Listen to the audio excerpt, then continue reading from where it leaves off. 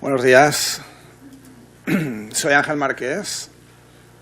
Soy de aquí, de la Universidad Politécnica de Valencia, de aquí, producto de la escuela, y voy a presentaros los resultados preliminares de un pequeño proyecto de investigación que estamos desarrollando varias personas. Aquí vemos 4 autores, 3 de ellos de la Universidad Politécnica, de la Escuela de Geomática y de la Escuela de Agrónomos, y hemos contado con la inestimable colaboración, no sé si está por aquí, de Óscar Martínez. No sé si... Óscar. Muy bien.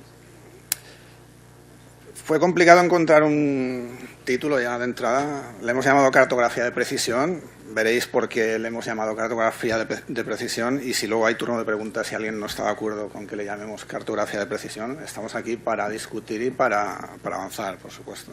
Yo creo que lo es. Bien, os presento en primer lugar la zona de estudio. La zona de estudio es la Albufera de Valencia, que es una imagen que todos los que somos de la ciudad de Valencia y de pueblos como Catarroja, Albal, Sollana, todos cercanos a la Albufera, lo tenemos dentro de nuestro imaginario colectivo, aunque hay en realidad muy poca gente que lo conozca de verdad. Entonces, la primera recomendación es que vayáis a visitarla y que pongáis el pie allí para descubrir exactamente cómo es la Albufera. La tenéis aquí. Toda la zona esta que se ve aquí en verde es la zona de cultivos de arroz. En concreto, esa zona tiene un nombre local determinado, son los tancats. Son campos con un régimen hidráulico bastante complejo y con un manejo bastante complicado, que los agricultores, por supuesto, controlan perfectamente. Cultivada mayoritariamente con arroz, la zona de estudio es parque natural y tiene pues infinitas presiones humanas sobre él. Esto que veis aquí es un mapa de 1805 que descubrí muy recientemente, que me gustó bastante. Entonces, fijaos la influencia humana sobre este espacio. Si observamos aquí, esta es la carretera que va hacia el Palmar, que en 1805 pues era una carretera que estaba rodeada de agua por ambos lados, y esta zona corresponde a esta zona de aquí hoy en día. Es decir, se ha ido ganando mucho terreno al lago. Es decir, está sometido a muchas presiones desde hace ya bastante tiempo, varios siglos. Y aparte, es una zona que últimamente está saliendo mucho en prensa y a nivel de salinidad. Es decir, se están detectando problemas de salinidad bastante importantes, con lo cual el interés socioeconómico pues también se ve incrementado. Por tanto, es un pequeño proyecto de investigación, está financiado por la Generalitat Valenciana y bueno, estamos acabando el primer año y el año que viene espero que tengamos resultados más definitivos. Bien, características de la zona de estudio, pues como podéis ver, toda la zona que se ha ido ganando el lago, pues se iba ganando en franjas, por eso las parcelas son muy elongadas, suelen ser bastante pequeñas, a pesar de ser cultivo de arroz. Y una cosa muy interesante de esta zona, quizá en la foto no se observe bien, pero aquí tenemos a la derecha el nivel del lago y tenemos aquí un dique de materiales sueltos, las motas, que se llaman en valenciano, y luego tenemos toda una serie de campos, los tancats, que están varios metros por debajo del nivel del lago. O sea, eso quizá en la foto no impacte mucho, pero cuando uno está allí y se coloca aquí encima y ve el nivel del agua y luego el nivel de los campos, es realmente impresionante. Por eso digo que yo siempre había visto la Albufera en mapas, bonito y tal, pero cuando vas allí es realmente cuando empiezas a conocerla. Bien, este es el índice que voy a seguir, voy a ser muy breve en los primeros puntos. Explicaremos un poco el ciclo del arroz, qué es la salinidad del suelo, qué entendemos nosotros por cartografía de precisión, el flujo de trabajo que hemos aplicado. Os voy a presentar los primeros resultados de nuestra aproximación SIG, que la hemos hecho con GeoSig, y unos resultados. Bien, el ciclo del arroz. Hay varios sistemas para cultivar arroz. El que se utiliza aquí en la zona de Valencia es un sistema en el cual los campos están anegados de agua pues más de la mitad del año. Hay algunos parones para trabajar, los eixugons, que se llaman la culturilla local. Y de todos estos meses, los más delicados en cuanto a salinidad son estos meses que estoy marcando aquí, entre junio, julio y agosto, de cara a que la planta se desarrolle más o menos. Es decir, en esos momentos la salinidad es donde puede impactar más sobre el desarrollo y, por tanto, sobre la producción. Y aquí tenéis algunas imágenes típicas de las primeras inundaciones, los trabajos de preparación. Aquí tenemos ya cultivos de arroz bastante desarrollados, todavía inundados y ya preparados para la cosecha, que suele ser entre septiembre y octubre. O sea, ha sido hace muy poco tiempo. ¿Qué entendemos por salinidad del suelo? Pues muy básicamente, porque aquí no hay que hablar de química, además yo tampoco soy la persona más adecuada. Hay una persona aquí que sabe mucho de química, varias. Es el contenido de sales disueltas en la solución del suelo. Las sales son especies químicas formadas por un catión y un anión, resultado de ciertas reacciones, en fin, no me extiendo más. Lo que es importante de la salinidad es que a mayor contenido de sales aumenta el potencial osmótico, que hace que haya menos disponibilidad de agua para la planta. Ese es el punto. Si hay menos disponibilidad de agua para la planta se alimenta peor, tiene menos alimento. La nomenclatura típica es EC, o sea, no se utiliza en realidad el contenido de sales, sino una variable subrogada, que es la conductividad eléctrica, que nos podemos referir a la conductividad eléctrica del suelo, del agua. Se mide en unidades de decisiemen por metro, es la unidad más habitual hoy en día, y, como os comentaba, tiene efectos negativos sobre el metabolismo vegetal y, por tanto, sobre la producción. Y lo que veis aquí en la parte inferior es un extracto de una tabla publicada por la FAO, donde se especifican niveles críticos de salinidad. Entonces, el límite típico es de 3 unidades, 3 decisiemen por metro. A partir de ese valor, pues se van produciendo mermas en la cosecha. Aquí tenemos los valores para el 90%, 75% e incluso 50%, incluso más. Luego haremos algunos mapas. Bien, ¿cómo hemos planteado la medida y el cálculo de la salinidad en este proyecto? Pues, por una parte, hemos realizado medidas de elementos geométricos, en concreto la elevación del terreno y la elevación de la capa freática. Por otra parte, hemos hecho levantamientos ya de suelos, donde hemos tomado muestras tanto de suelo y de agua para calcular la conductividad eléctrica. Y hemos calculado la conductividad eléctrica tanto de la lámina de agua como de la lámina freática, del agua freática. Pero lo que nos interesa en realidad es cuál es la conductividad eléctrica a la altura de las raíces. Ahí es donde la planta toma el alimento. Entonces, eso lo hemos calculado, luego os explicaré cómo. ¿Cómo medimos todas estas variables? Pues se utilizan unos dispositivos que, como podéis ver, son tecnología punta. Es un tubo de PVC que tiene que llegar hasta la capa freática. Eso es lo que nos interesa de verdad. Bien, pues con estos piezómetros lo que hicimos fue, en primer lugar, medir las coordenadas de cada piezómetro, esos sean nuestros puntos de muestreo, para lo cual utilizamos pues equipos GPS, RTK, que nos dieran pues buena precisión.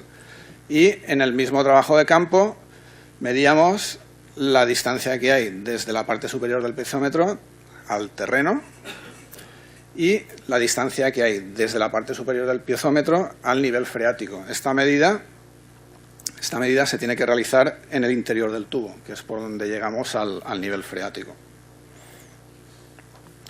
Y, por otra parte, hay que medir también la conductividad eléctrica W, que es la que denominamos de la capa freática, y de la lámina de agua que hay en superficie.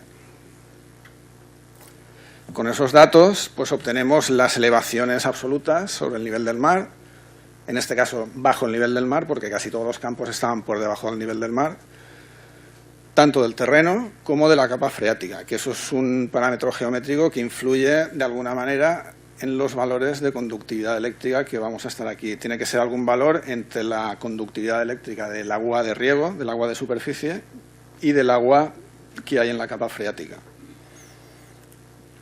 Y una cuestión extra, que es una de las razones por la que nosotros creemos que lo que hacemos es cartografía de precisión, es que calculamos la conductividad eléctrica a la profundidad de las raíces, con funciones de momento muy simples. Son funciones de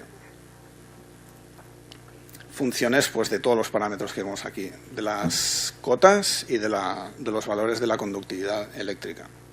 Y puede haber muchos más. Eso es una de las cosas que queremos desarrollar para incluir parámetros del suelo y otro tipo de parámetros.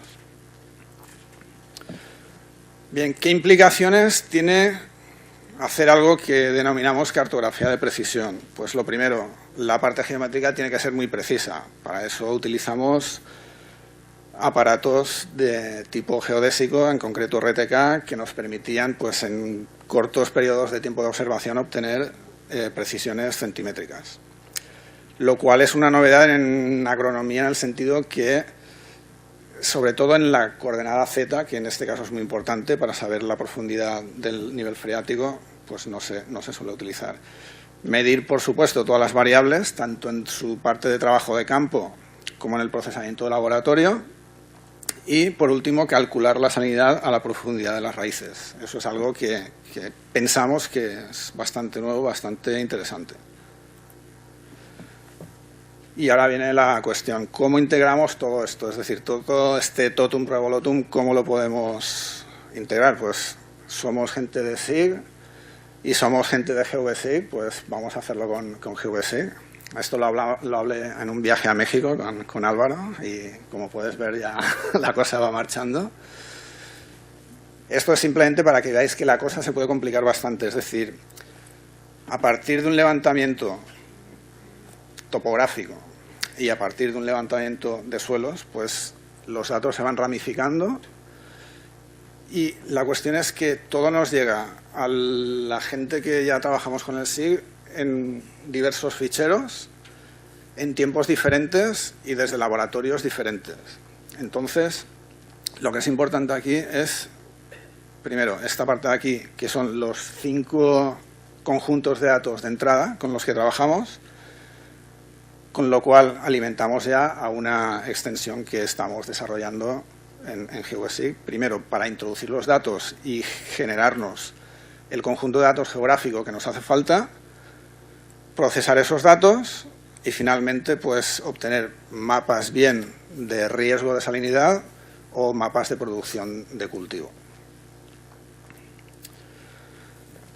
Bueno, pues en ese punto nos planteamos cómo atacar el problema. Lo que hicimos fue desarrollar una extensión en GeoSIG, en un lenguaje, en un entorno de programación que se llama Jython, que si no fuera por Óscar, pues yo estaría ahora completamente loco. Óscar, enseguida que tienes un problema de programación, como él lo sabe todo, del Jython, pues es muy fácil resolver los problemas.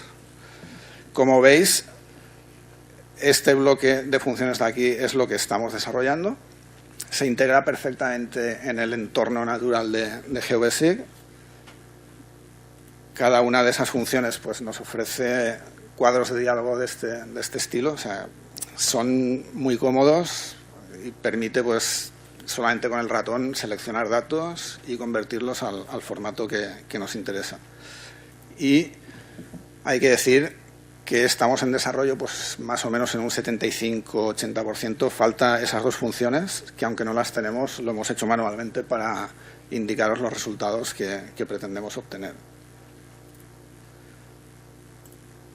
En primer lugar, esto es un mapa de salinidad, que esto es lo más inmediato. Cuando tenemos una capa de puntos con la salinidad a la profundidad de las raíces, el paso natural es extenderlo a todo el territorio pues, con métodos de interpolación tipo Kriging y de ese estilo. Lo que es llamativo de aquí es este punto caliente que tenemos aquí, donde se alcanzan valores máximos mayores de 30. O sea, eso es muy alto. Eso es algo que hace que el cultivo pues, se vea muy dañado. Sin embargo, probablemente estos mapas aquí son más útiles de cara a la gestión. Estos mapas son el mapa de área afectada con una reducción de la producción en un 25% y el mapa de la derecha es el mapa en el cual la reducción de su producción llega hasta el 50%, siguiendo los límites que hemos visto anteriormente de la FAO. Entonces, esto es el resultado final. todo lo que hemos hecho hasta ahora se podría hacer manualmente, con muchísimo trabajo. Nosotros pensamos que el hecho de tener una extensión integrada en un sistema de información geográfica, pues la verdad es que ayuda mucho a tener una gestión mucho más rápida y ágil. Y ya para finalizar, pues las conclusiones.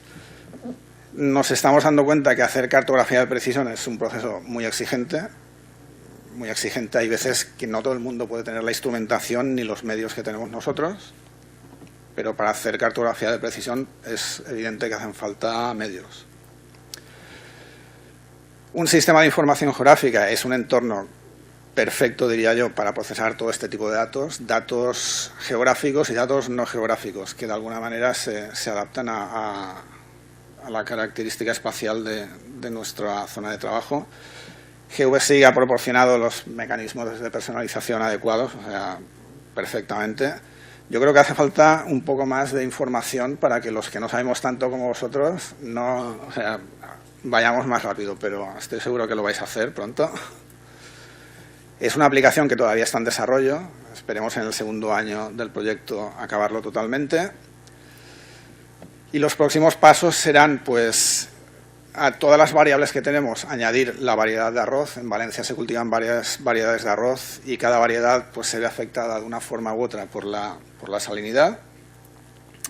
Y aplicar distintas fórmulas para obtener lo que es el parámetro de interés, que es la salinidad, en concreto a la profundidad de las raíces, que es el elemento clave, ¿no?, de este proyecto. Y con esto he acabado. Gracias.